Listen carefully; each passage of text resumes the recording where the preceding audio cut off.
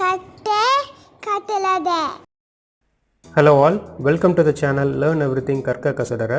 In this video we are going to see about the step-by-step procedure of making a T-joint. So this is the workpiece which has to be converted into this T-joint. And if you split the T-joint, it will have two different parts. So one is having a particular groove and the other will be fixing over this. So before going into the video, let us now have a small analysis about what are all the tools to be used for making T-joint. So they are jack plane for smoothening the surface, then carpenter vise for holding, tri-square, marking gauge, steel rule for measuring, tenon saw, rib saw, firmer chisel for cutting, and mallet. And first we'll have a small understanding about the dimension of the workpiece.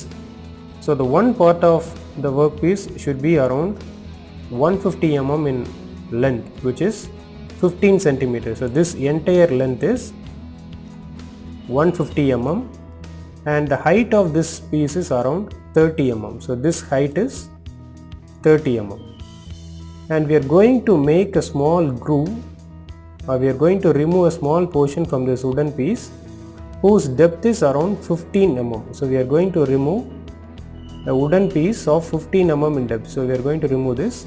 So this should be placed exactly at the middle of this particular wooden piece, and this entire length is 40 mm. So we are going to take 40 mm length and 15 mm depth of material from this particular wooden piece. And next is the top position of the T-joint. In order to fix it, we have to remove again a 15 mm from this wooden piece so that it will be placed over the base piece.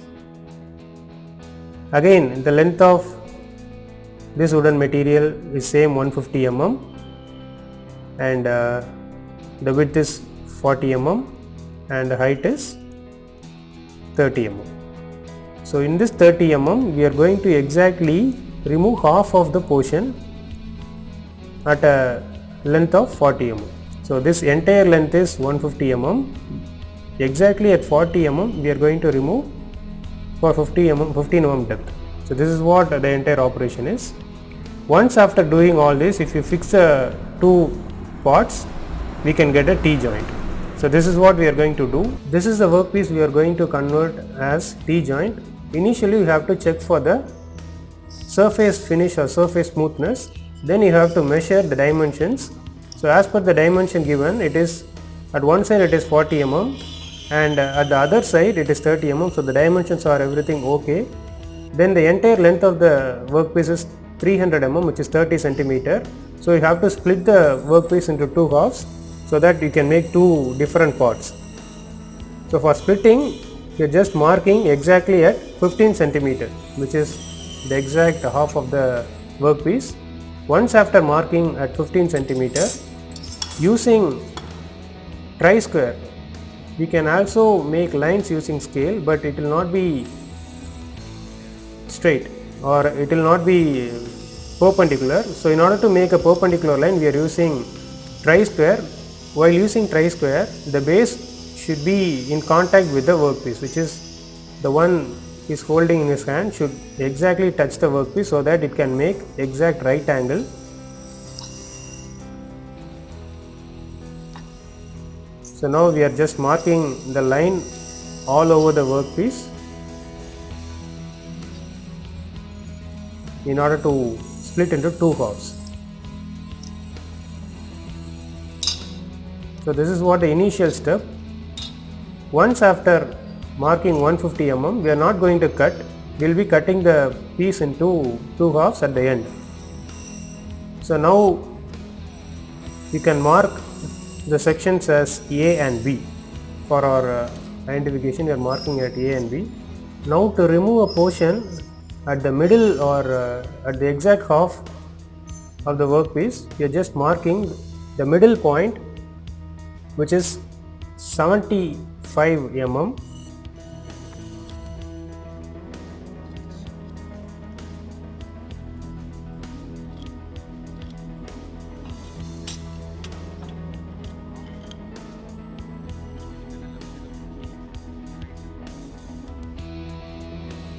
this is the middle portion, and then from this middle point we have to mark 20 mm at the left and right, which means it will create 40 mm exactly at the center point of the wooden workpiece.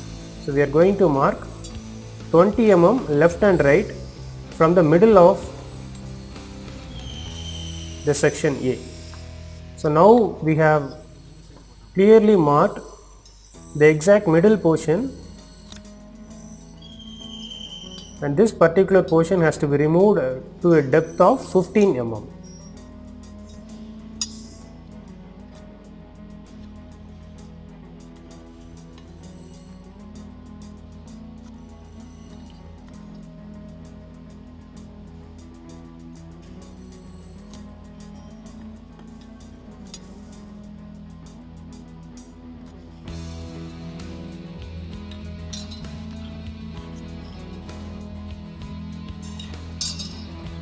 So this is where you have to remove at a depth of 15 mm.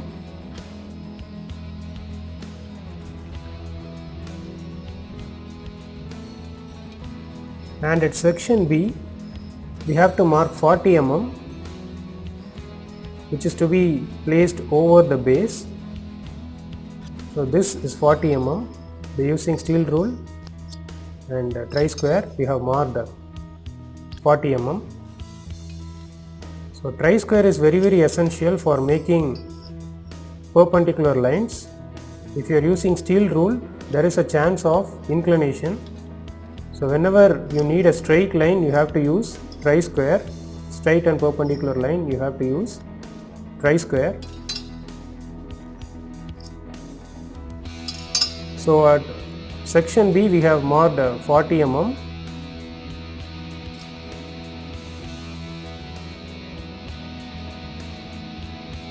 So after this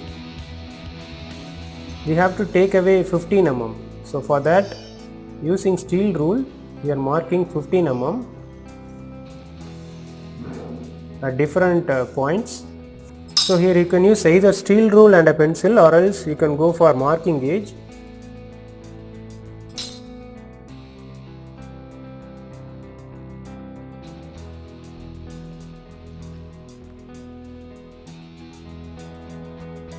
While you are using marking gauge, you have to fix the marking pin at a particular dimension, which is 15 mm. So now we have clearly fixed the marking pin at exactly 15 mm. So the marking pin is clearly available at 15 mm. And hold the workpiece firmly and use the marking gauge to make a straight line over the workpiece exactly at 15 mm.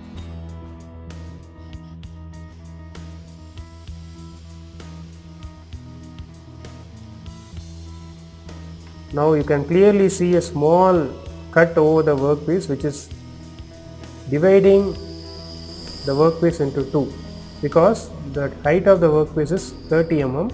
So we are exactly splitting the workpiece into two, or we are drawing a line exactly at the middle of the workpiece. And even at the other side you have to use marking gauge to create a line at 15 mm. So the speciality of marking gauge is that you can create a straight line, straight parallel line over the workpiece. So you can see a small marking over the workpiece, which is exactly at 15 mm, which is exactly at the middle of the workpiece.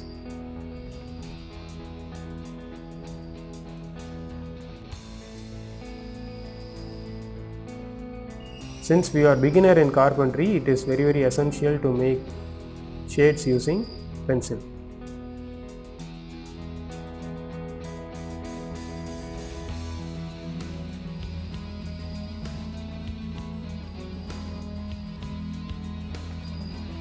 And marking is over. Now it's time for cutting.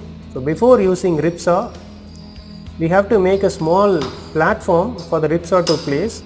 So for that purpose we have to use chisel, which will make a small cut over the workpiece. So this will make the rip saw to be in a particular position. So without this there is a possibility of sliding of rip saw over the workpiece. So now you can see a small groove where ripsaw will be placed.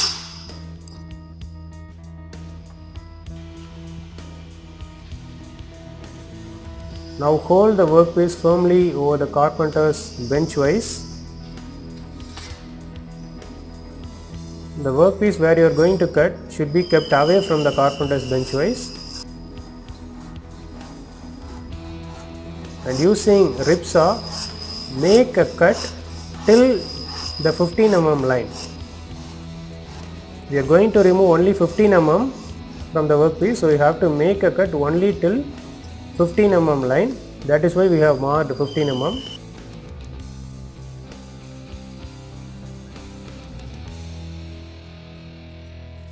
And you have to repeat the procedure for the other side also, or the other line also. So this entire width is around 40 mm.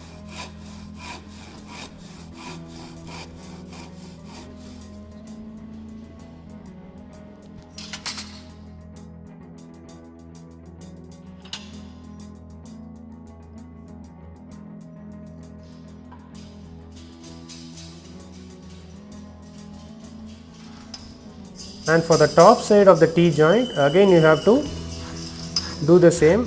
You have to make a cut using ripsaw for a depth of 15 mm. So be careful while cutting. You are not supposed to make a cut beyond the 15 mm line marking.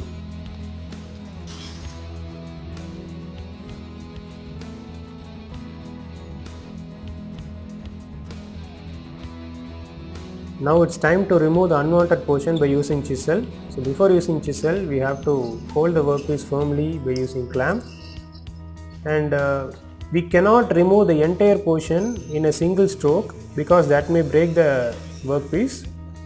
So you have to remove a very small portion and you have to repeat the same procedure. While using chisel, the tapered portion should face towards the portion where you are going to remove, and only half of the workpiece has been removed.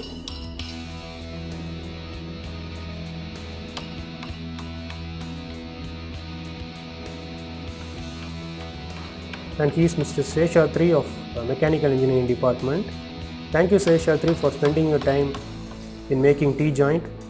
While striking, give a strong strike, and also it should be gentle.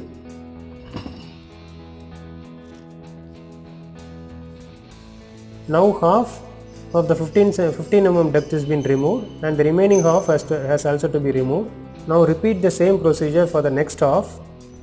You can see how he is holding the chisel, and a very gentle strike is enough to remove the unwanted portion.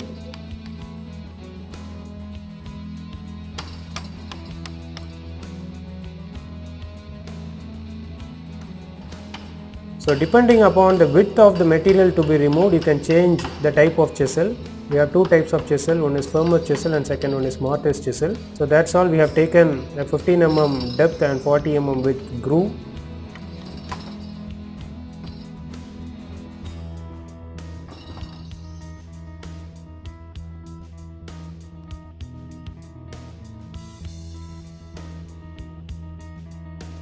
And for the other side, we have to repeat the same procedure. The tapered face of the chisel has to face towards the unwanted material, and you have to remove only one half, and even in that one half you have to remove by portions. The flat position should face over the material what we are going to hold.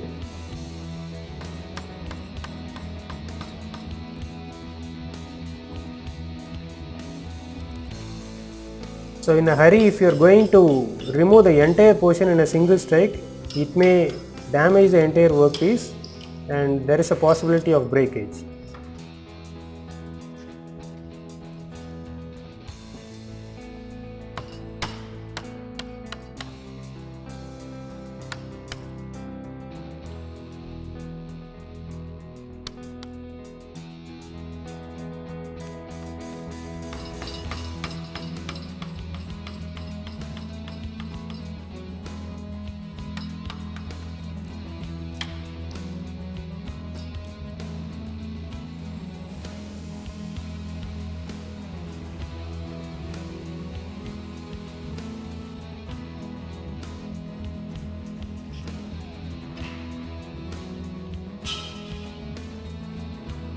Now it is time for splitting the workpiece into two.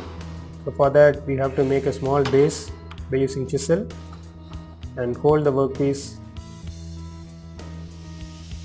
Then using rib saw, cut into two.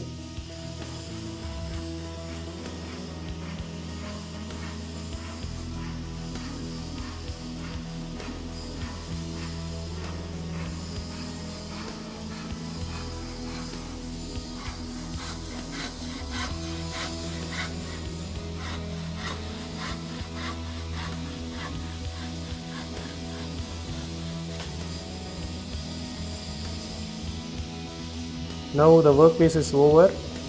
We have split it into two, but again it is not completely over. We have to check for the fitting. Even though it fits well, we have to do some finishing work also.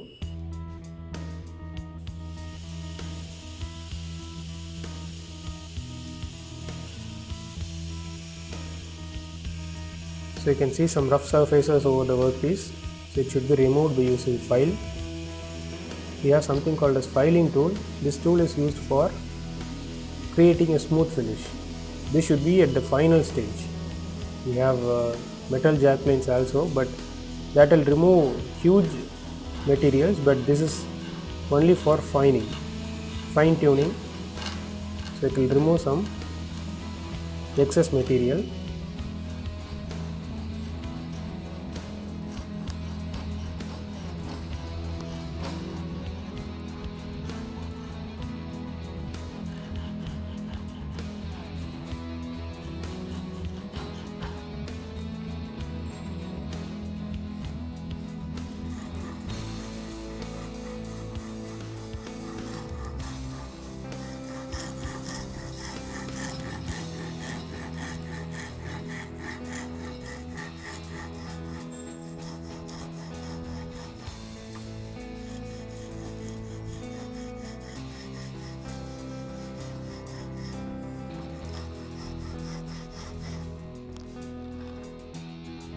Once after filing is over, the workpiece is ready, and this is all about T-joint. I hope you have come to know about the process of making T-joint by using various tools in carpentry, and I'll meet you in the next video with a new content. Thank you for watching.